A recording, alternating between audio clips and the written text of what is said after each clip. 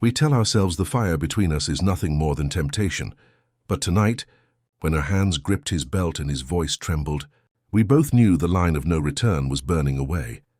We met where shadows were thick enough to swallow names, where silence was louder than any hymn, and where the air itself seemed complicit in holding secrets. It was not by chance. Nothing about us was ever truly accidental. We carried an awareness, a pull, an ache that had been circling quietly for far too long. And though we both told ourselves we had mastered it, the truth bled out in the way our eyes betrayed us. I remember the first moment his gaze found me that night, steady, piercing, almost reluctant. He looked at me as though I were a crime he wanted to solve but never report. I told myself to look away, to protect us both, but I failed. My own eyes' treacherous things lingered, as though they had been waiting for this exact hour. The room was crowded, filled with voices that blurred into one another, laughter and music spilling over in careless abandon. Yet for us the world shrank. The crowd became a distant hum, an irrelevant chorus, because the only dialogue that mattered was the silent one darting between his stare and mine. His presence unsettled me in the way storms unsettle the horizon, dark clouds rolling in, promising both danger and relief. My pulse betrayed me. I could feel it fast and reckless against my skin. He stood near enough that I could sense his body heat, but far enough that we still had the safety of space. That space, fragile and trembling, was all that separated us from the sin we dared not name. It was not the first time we had stolen moments like this. Weeks, months perhaps, of restrained glances and stolen words had led us here.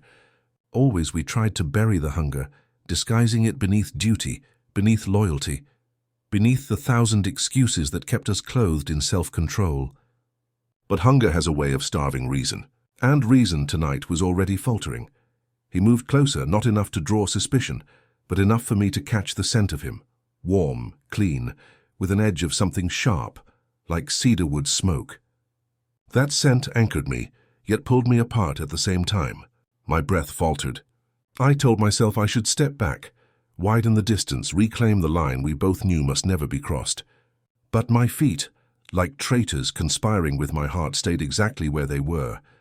His voice, when he finally spoke, was low, almost hesitant. Not loud enough for anyone else to catch, but enough for me to feel the tremor beneath it. "You shouldn't be here," he said, though his tone carried no true dismissal. Fear sounded instead like a warning, a plea not for me to leave, but for both of us to pretend one last time that we still had the power to. My answer was silence. Silence heavy with the confession I dared not voice. "I came because of you." He shifted, his fingers brushing against the table, his jaw tightening as though he were holding back words, holding back more than words. His restraint was visible, admirable almost, but it only fed the fire. The more he tried to cage it, the more my own restraint threatened to unravel. We both knew the weight of what was at stake.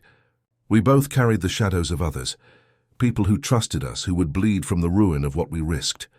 That knowledge should have been enough to anchor us. Yet in that dim corner, with the noise of the world muffled into irrelevance, the knowledge felt distant. Only the immediacy of him remained. Only the way my body leaned ever so slightly toward his. The forbidden is a strange thing. It glows brighter in the dark, pulls harder the more it is denied. And here we were, caught in the glow, tangled in the pull.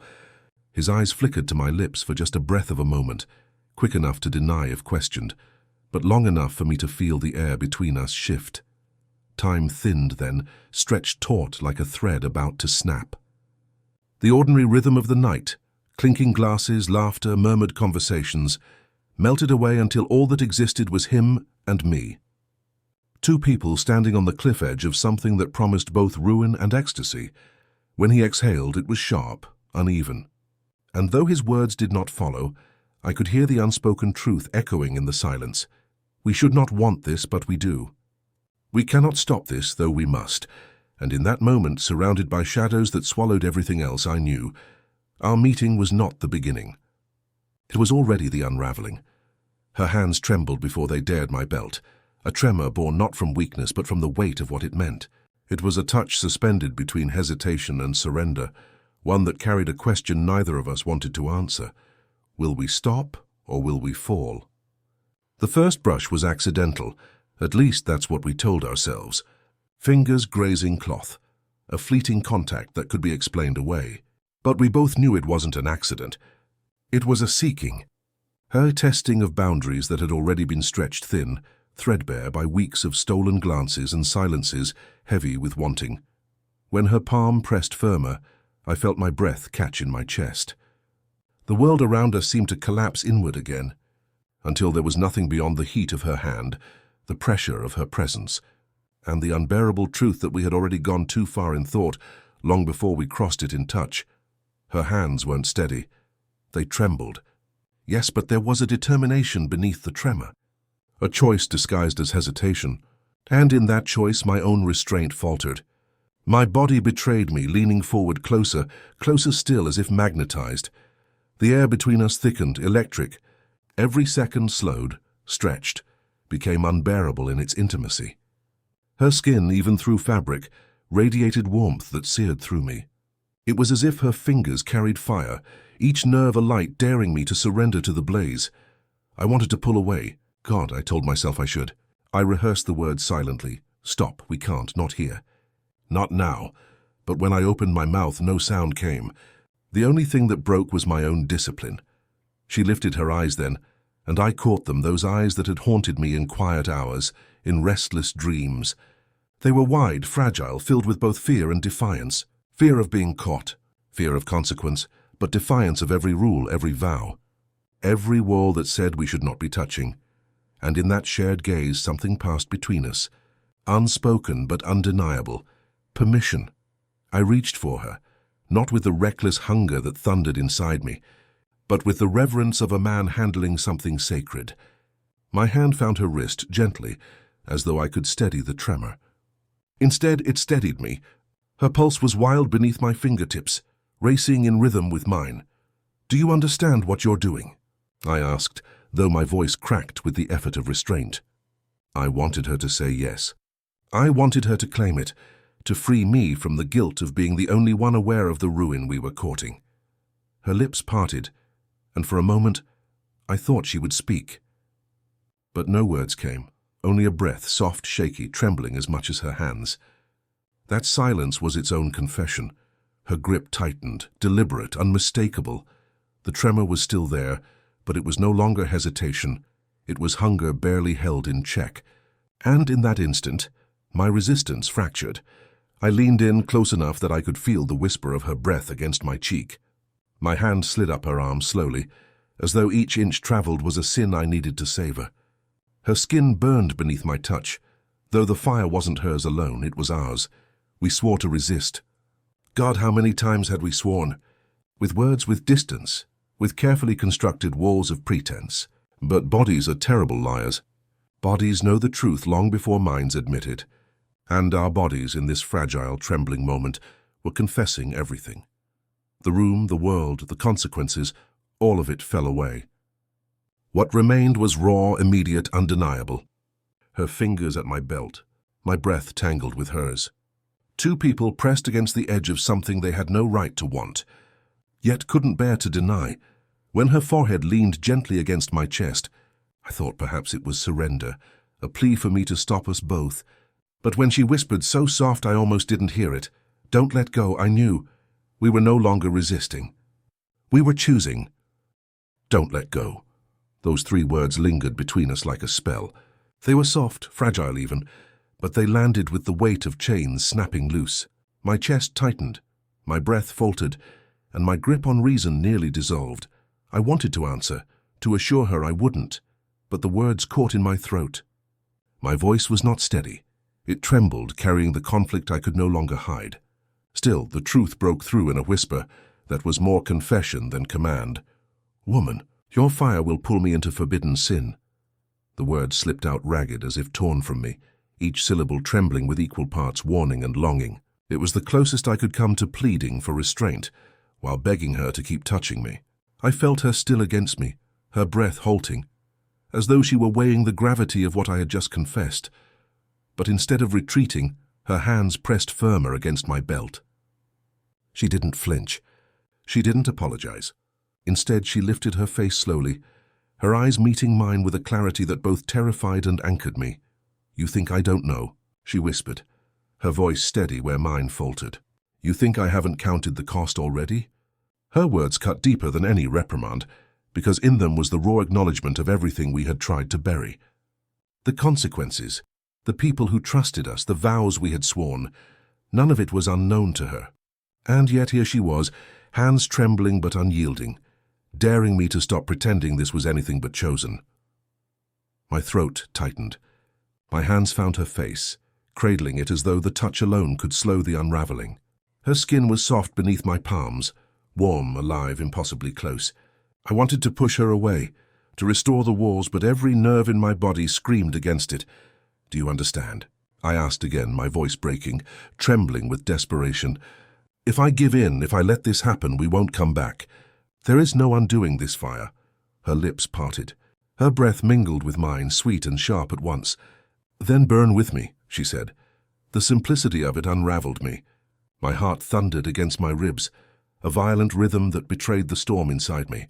I pressed my forehead to hers, eyes shut tight, because looking at her was too much, too dangerous, too consuming, and yet I couldn't pull away. My voice trembled again when I tried to form words, but all that escaped was a broken whisper of her name, carried more like a prayer than a plea. The way her fingers curled tighter at my waist was her answer. No hesitation, no retreat. The fire she spoke of was already burning. I felt it in the way my body leaned into hers, in the way her breath quickened when my thumb brushed across her cheek. I felt it in the tremor of my own voice, every word an admission of weakness, every silence a surrender. God help us, I muttered, but even as I said it, I knew it wasn't a prayer for salvation. It was a prayer for mercy, because I had no intention of letting go. Her lips hovered near mine now, so close the space between us was unbearable. Every instinct screamed to close it, to claim the kiss I had denied myself for so long. But I hesitated, trembling, torn between damnation and desire. She made the choice for me. Her breath brushed against my mouth, and though it wasn't yet a kiss, it shattered the last thread of my restraint. My hands shook as they slid from her face to her shoulders, pulling her closer, though I still fought half-heartedly, desperately, with words instead of action. If we do this, I rasped, my voice breaking, there's no going back. Then don't look back, she whispered, and with that, the fire leapt higher. Desire doesn't ask permission, it consumes. One breath, one glance, one trembling touch, and suddenly the fire was everywhere, licking at the fragile walls we had built for months. Her lips hovered just an inch from mine, and that inch felt like an entire world, one I could no longer endure. The silence stretched taut between us, heavy with a single question neither of us dared to voice. Will we cross it now? I tried one final time to summon strength, to rebuild a boundary already crumbling. My hands rested at her shoulders, not pushing, not pulling, only holding her there as though hesitation could still save us. We should stop, I whispered, though the words were hollow, trembling, empty of conviction. Her eyes searched mine, and in them I saw not recklessness, but certainty, a certainty I envied, because I was drowning in war between what I wanted and what I feared. And then she whispered, soft but steady, "No, we should begin." The fire roared to life. I kissed her. Or perhaps she kissed me. It no longer mattered who moved first. Once our lips met, the question dissolved into ash. Heat surged through me, an unstoppable tide that swept away reason, vows, and restraint. Her mouth was soft but insistent, answering a hunger we had both starved for too long. The first kiss was not gentle. It was desperate. Months of restraint unraveled in a single press of lips, in the way her fingers clutched tighter at my waist, pulling me closer.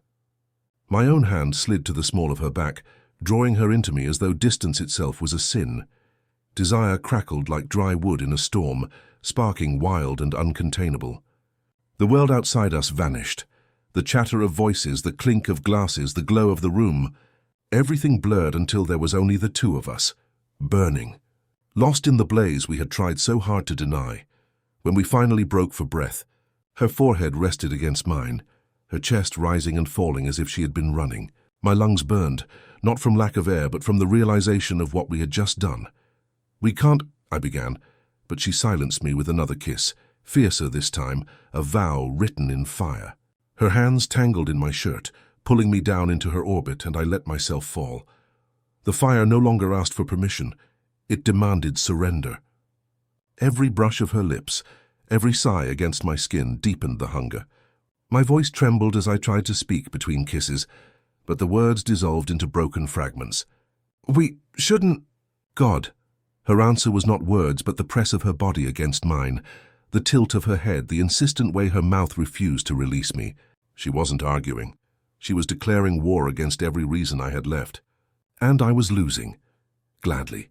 One hand slid to her jaw, tilting her face as though I could memorize the exact shape of her mouth against mine.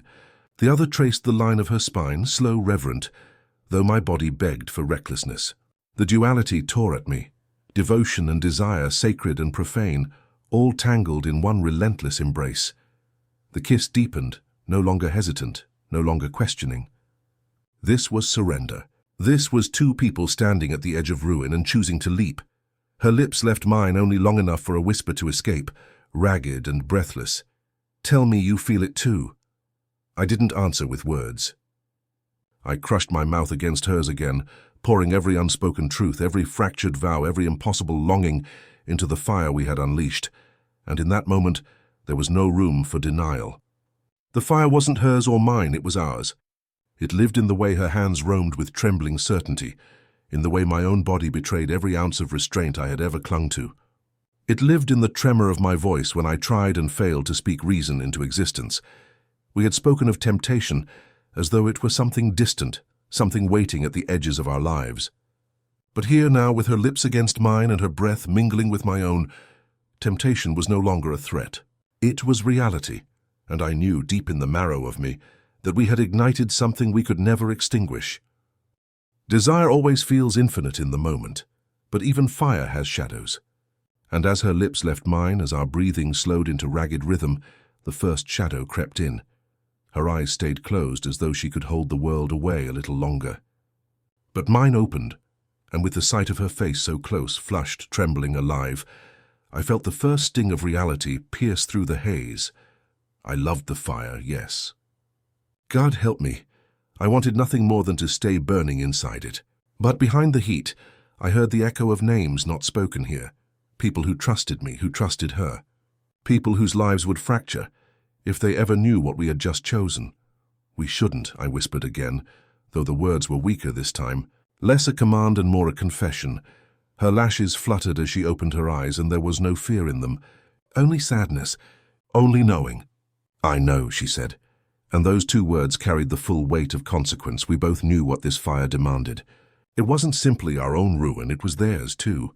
Vows broken, hearts shattered, futures rewritten. The thought pressed heavy on my chest, heavier even than her body pressed against mine. "We'll hurt them," I said, the words sharp, almost desperate. "Do you understand that? If this continues, if we continue, someone else will bleed for our choices." Her jaw tightened, her breath catching in her throat. For a moment I thought I saw guilt flicker in her expression, but it vanished, replaced by that same fierce certainty she had carried into the kiss. "I've thought of them," she said softly. "Every night I've thought of them. I've prayed for strength, begged for silence, and yet—" Her hands trembled again, clutching at me as though I were both salvation and destruction. "Yet I'm still here." Her honesty gutted me, because it mirrored my own truth. I too had prayed, had tried to bury desire beneath duty. I too had thought of them, the ones who trusted me to stay faithful, to stay good. But no prayer, no loyalty, no vow had burned as hot as the touch of her lips. "Then what are we doing?" I asked, voice raw. "What are we choosing, if not ruin?" Her silence was answer enough, because we both knew the truth. We were choosing ourselves. Desire makes cowards of the faithful, liars of the loyal, and in this moment I was both. Because as much as I spoke of them, as much as my chest ached with guilt, my hands refused to release her. My body refused to obey the voice of conscience.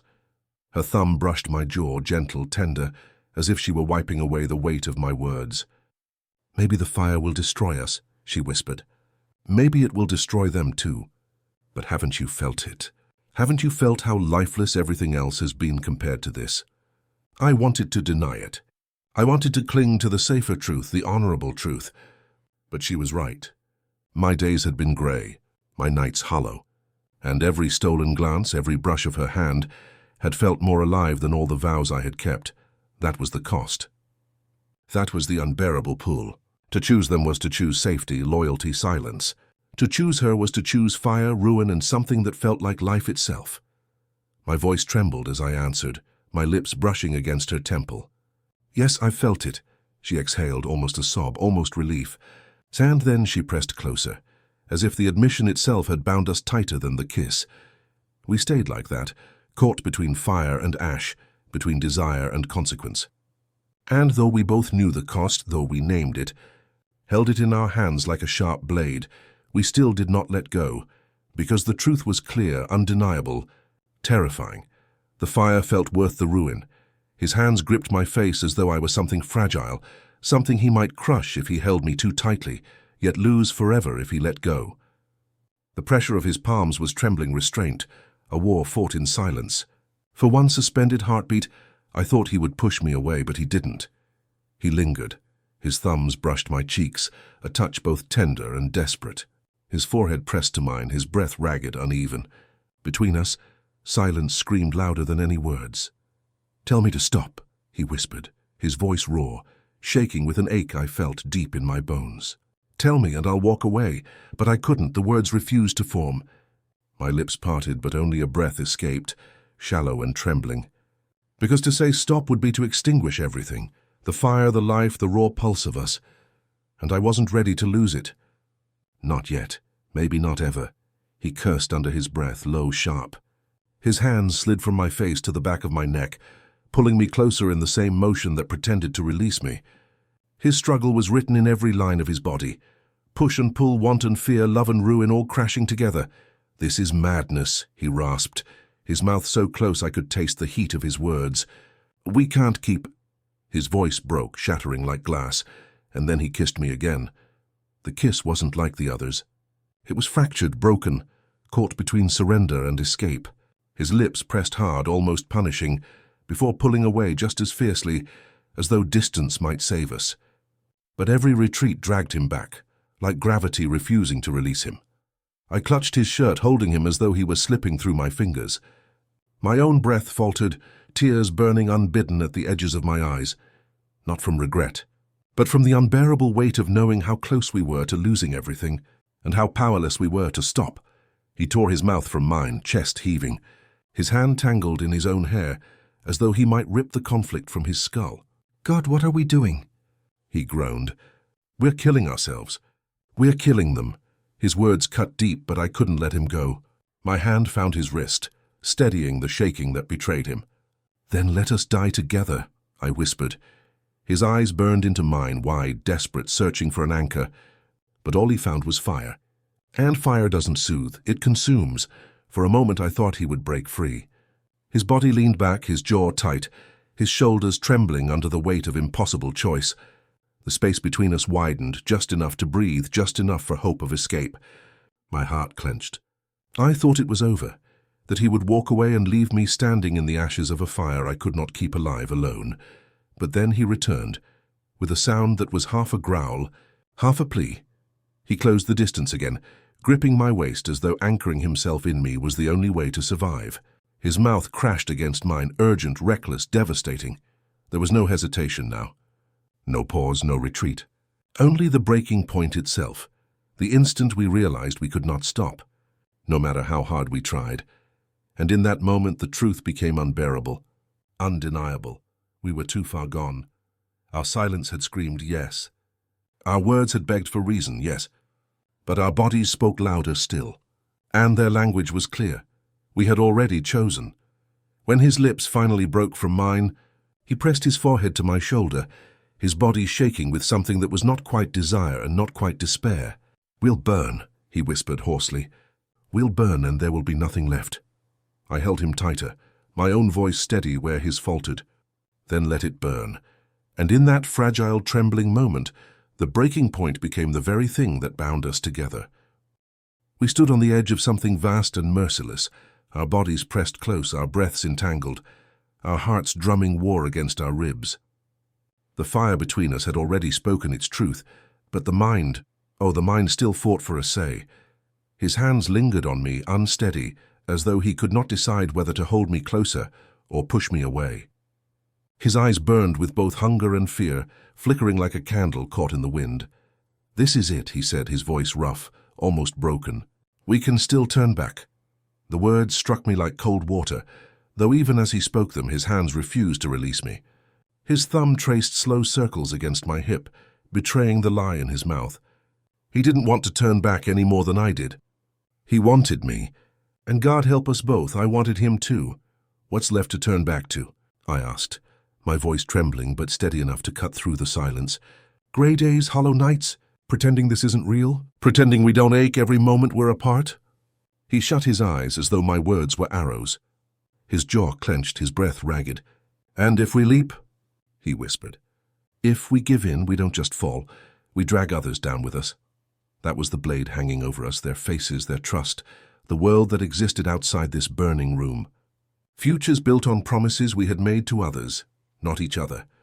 To choose us was to choose ruin, not just for ourselves but for everyone tied to us. I swallowed hard. The weight of it pressed down, but the fire inside me refused to dim. "Maybe they'll bleed," I admitted, my chest tightening. "But maybe we've been bleeding too, quietly, silently, for far too long." He opened his eyes then, and the torment in them mirrored my own. "Do you hear yourself? You're asking me to destroy everything." "No," I whispered, pressing my forehead to his. "I'm asking you to choose. For once choose us." The words trembled, but they were true. Every stolen glance, every whispered prayer, every night spent wrestling with silence had led to this singular moment. We could no longer hide in half-choices. It was fire or ash, nothing in between. He pulled back just enough to search my face, as if the answer might be written in my eyes. His hand cradled my jaw, gentle, reverent, trembling. "And if this ruins you?" he asked, his voice breaking. "If loving me leaves nothing left of you but smoke?" I smiled then, sad and certain. "Then at least I'll know I burned for something real." His breath hitched. His body trembled against mine, torn apart by two opposing forces, duty and desire. The silence stretched thin, fragile, ready to snap. And then softly, almost as if he were asking the question of himself, he said, "Is it worth it? To taste forever for just a moment?" The fire inside me roared at the opening. I cupped his face in both hands, pulling him close, my lips brushing his with a whisper that sealed the question with its answer. "Yes." He froze, trembling, the last wall crumbling before my eyes. And then his arms closed around me, crushing, desperate, final. His mouth found mine again, not with hesitation, but with choice.